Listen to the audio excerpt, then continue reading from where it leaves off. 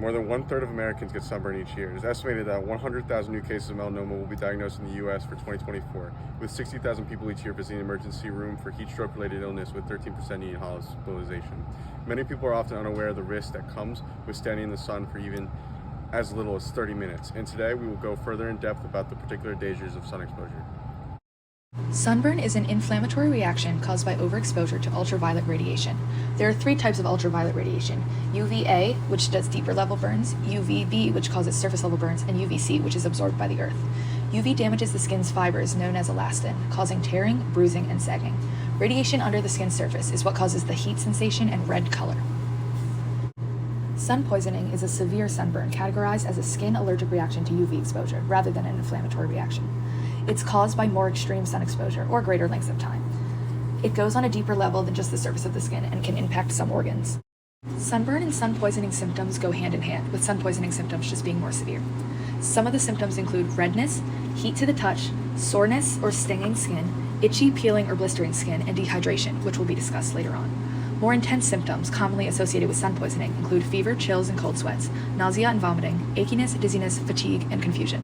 The sun can also be harmful when you're doing physical activity outdoors. The heat that you get from the sun can cause your body to be dehydrated, which is when the body's water content decreases to a dangerously low level. This can cause lightheadedness, dizziness, increased heart rate, and fatigue. Along with dehydration, heat stroke is another problem that can be caused by overexposure to the sun. It occurs when the body temperature rises to very high levels due to long exposure to the sun. The symptoms of heat stroke are loss of consciousness, seizures, rapid heartbeat, and hallucinations. Oh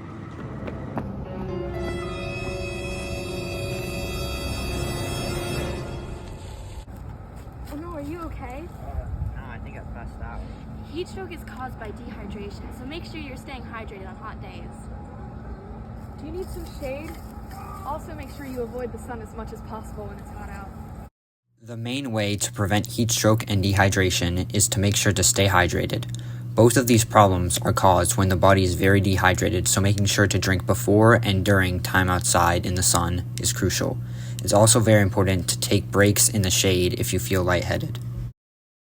Basal cell carcinoma is a type of skin cancer that starts as a growth of cells in the basal layer of the epidermis. It can first appear as a skin-colored and pearly bump, a black or blue wound, or a scaly and raised patch of the skin. Squamous cell carcinoma starts as a growth of cells in the squamous layer of the epidermis, which is the outer layer of the skin. It appears as a sore that has been reopened, a soiled red bump, or a scaly patch.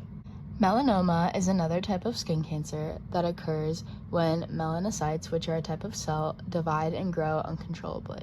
Although it is the least common type of skin cancer, it is most likely to metastasize or spread, making it the deadliest type. It can appear as a mole or a black spot on the skin that can move quickly through the body if not diagnosed early. Treatment for all types of skin cancer can include surgery, radiation therapy, chemotherapy, and immunotherapy.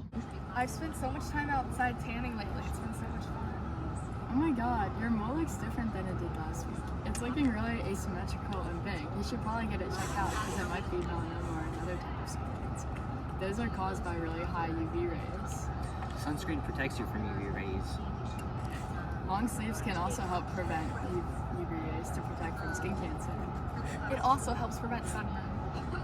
So what are some ways we can protect our skin from the sun? 1. Wearing sunscreen, preferably something over 15 SPF. 2. Wearing protective clothing, as well as limiting tanning and other unnecessary skin exposures in times of high UV. 3 would be staying indoors during high UV hours, which include times from 11 a.m. to 4 p.m., especially in the summer, as well as having high UV awareness. And this goes hand in hand with staying indoors. High UV awareness allows you to be more educated and plan your days around when the UV rays are the highest. And lastly, hydrating efficiently can help prevent many of the dangers associated with the sun, such as heat stroke and dehydration. Some organizations that do a lot of work around the dangers of the sun include the National Council on Skin Cancer Prevention, which focuses on early skin cancer detection. The Shade Foundation is another related organization that focuses on the donation of sun safety supplies. These include supplies such as sunscreen and UV protecting clothing.